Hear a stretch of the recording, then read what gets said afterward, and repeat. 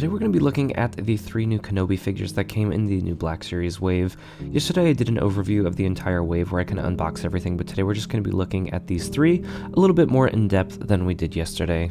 First, we're going to look at the Jabim Obi-Wan Kenobi. I really like the box art here and how they have a little bit of that final duel on display up there.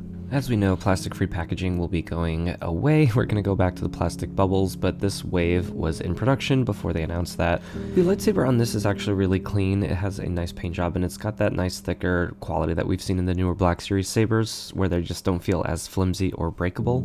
Right out of the package, his soft goods cloak looks a little wonky. We do have some new stitching here that I don't know that we've seen before, at least not in this specific area because of the sleeveless look on this shirt here, but the 2 stitches going down the side and then the one down the middle of the hood helps it sit a little bit more naturally. It looks like it's even pinned down around the shoulders, which is really cool.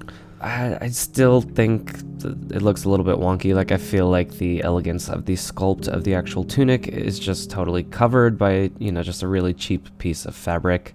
I understand why soft goods just don't look great at this scale, especially at this price point. And also because I don't really like soft goods on display, I'm not great at messing with them and making them look correct. So some people are probably cringing watching this right now, but I just wanted to show you kind of how this looks in hand.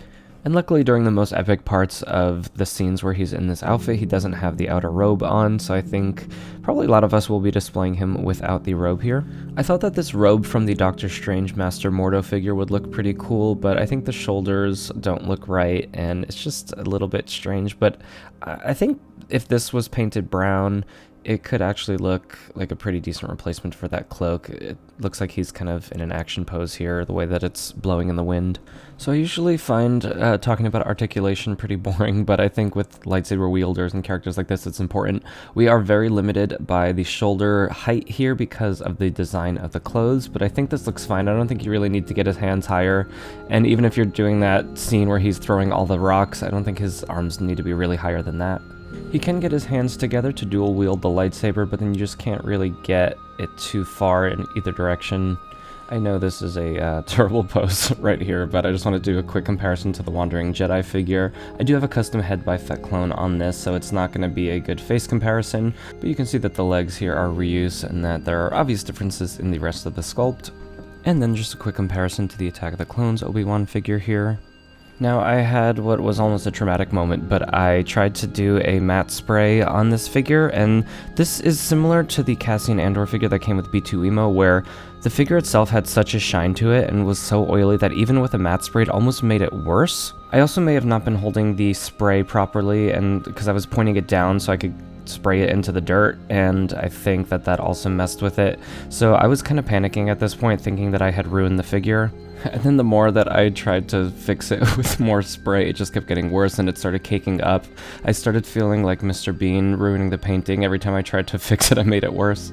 This is actually live footage of me trying to fix my figure.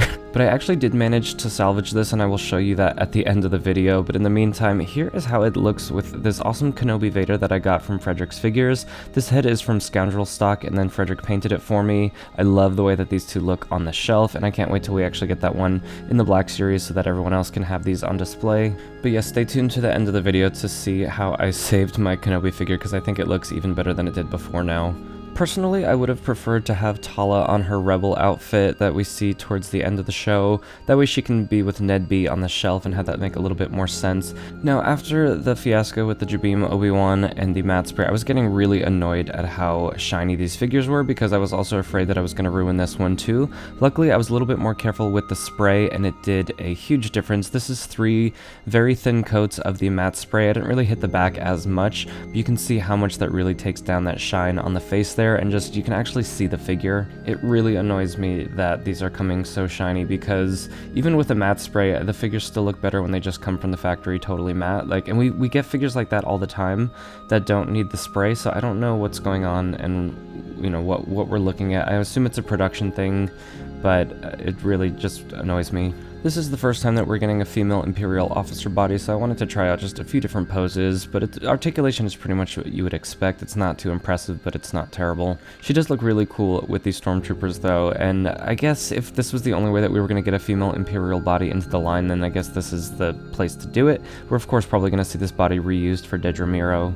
When compared to some of the older male Imperial officers, you can see that her outfit is a much cooler gray than on these guys. They're much more green, so there is a little bit of a difference there, but maybe that's canonical, I'm not entirely sure. I think it's really weird that this figure is called Inquisitor, and then in parentheses it says fourth sister, because the other ones, like the fifth brother, his name was Fifth Brother, and then in parentheses was Inquisitor, so I don't know why they reversed that for this. I don't know if that was intentional or just like an oversight.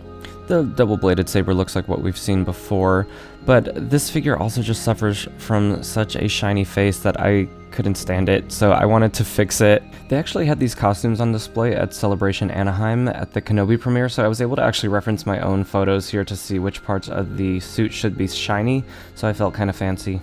But I just wanted to keep the chest plate shiny and then spray everything else, so I used some masking tape or some painter's tape here, and then just did a rough outline there. You don't need to be too specific with this stuff because it's not like paint where your eye can really notice the difference too much. But having learned my lesson from the Jabiim figure, I was really careful and light with the coats for this and sprayed it from about a foot away. I used a matte spray called Mr. Super Clear from Mr. Hobby. Please use a mask and proper ventilation if you're going to be spraying this stuff. Do it outside for sure. But this is what it looks like after the spray. Definitely an improvement, and again, you can actually just like see the character. I also record this using just one light in the front, and so it definitely creates a little bit more glare than it will on a shelf if you have just some more natural flat lighting going on. This character, of course, is not that important in the Kenobi show, but always so cool to get an Inquisitor on the shelf. It's crazy that we've got like 4 new Inquisitor figures just in the past year. I used a gray wash on the fourth brother's face here, and I think it's really cool how it just kind of sat into all those crevices on his face and just brought that to life a little bit, because that face used to be a little flat. So I was going to end the video here, but I could not leave Kenobi like this with that matte spray just caked up and peeling on his skirt there. So I took an alcohol wipe and then I took some rubbing alcohol on a Q-tip and really tried to get a lot of that off. It actually surprisingly came off pretty well, and it looked kind of like back to how it had started. So I took it back outside and did a quick matte spray. I was happy with the matte finish on the face, so I didn't want to cake too much up. So this stuff, I shook it really well, and I just did a quick spray, and I did this 3 times, leaving it for about 30 seconds in between to dry. And it definitely looks better. It doesn't have that caking up matte spray peeling off anymore, but it's just so shiny. I don't know what's going on. I don't know if I should have like washed this with soap and water before I sprayed it.